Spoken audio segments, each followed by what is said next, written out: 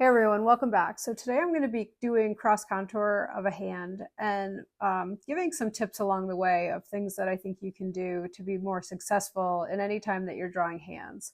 So my first tip is just basically, I think that one thing that people sometimes do is they try to draw hands when they're not actually drawing their own hand. So I really recommend just actually practice by drawing your own hand. I know there's a lot of videos out there that give different sort of like step-by-step directions. I just really think that there's no substitute for just drawing from life.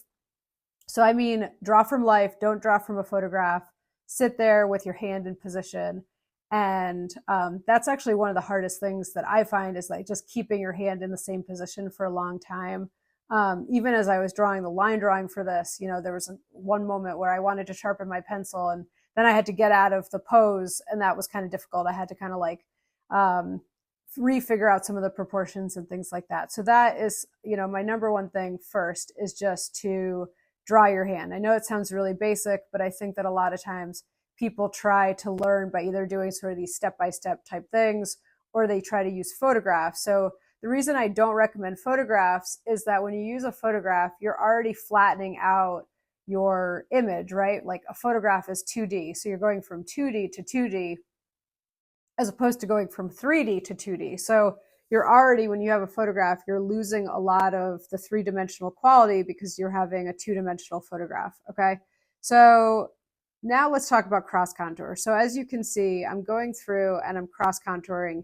And my number one tip for that is that you want to make your lines dark towards the edges. So see how the lines are dark towards the edges, and then there are also more lines in areas where, say, your finger is more curved or receding.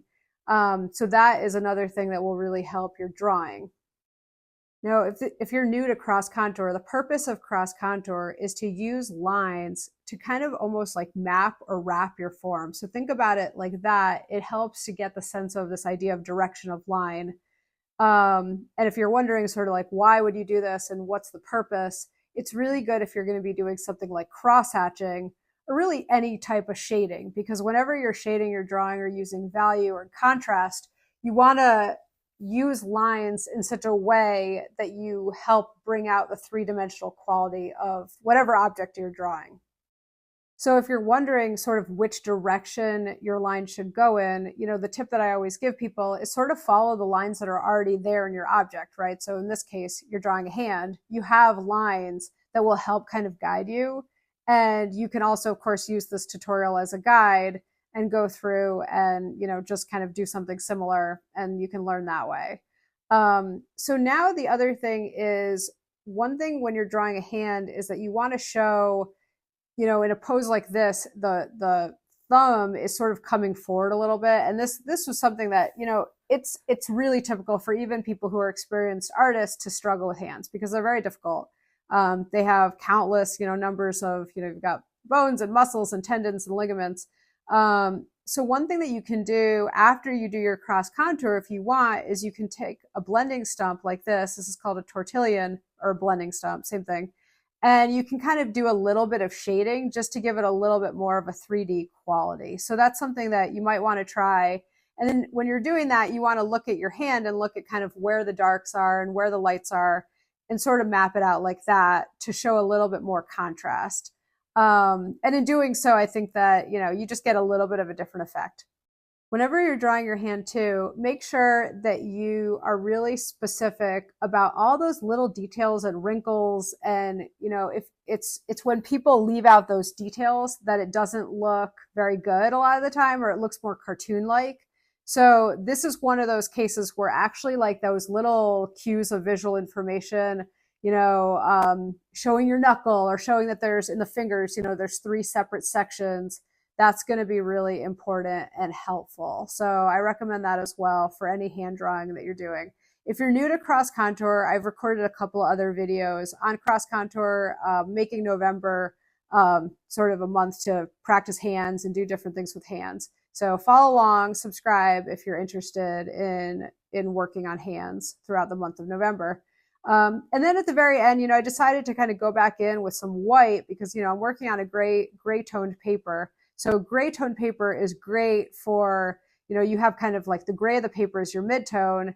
The graphite is obviously making up your darks, and you can add in some white and, it'll kind of like pop out some of those highlights a little bit. So that's another technique that you can try if you want to just kind of make this a little bit different. I felt like in this one doing a few different things as opposed to just your typical cross contour where it's just the lines. Another thing that I really recommend is making sure your pencil is sharp. It seems like kind of one of those things that is like wouldn't matter all that much, but having a dull pencil is often not going to give you the kind of effects that you're going for. For one thing, it's when they're dull, it kind of makes it just hard to get like a crisp line. So ideally, maybe I didn't do this, but have a few different pencils ready so that, you don't have to get out of your position if you're drawing from life and you have your hand in this position. And then another thing is I always recommend, this is going back to the beginning when we were talking about the graphite, I recommend using a soft pencil. So something like an HB or above. So, preferably a 2B, a 4B, or a 6B. I was using a 6B in this. And remember, for graphite, those 6B or whatever, that refers to how hard or soft the pencil is. So like a 2H, you'll notice that they have those on there. A 2H will be your harder pencils, and it's harder to get dark lines with that. So use a soft pencil, keep it sharpened, and let me know what you thought of this, and please subscribe, and I will see you next time.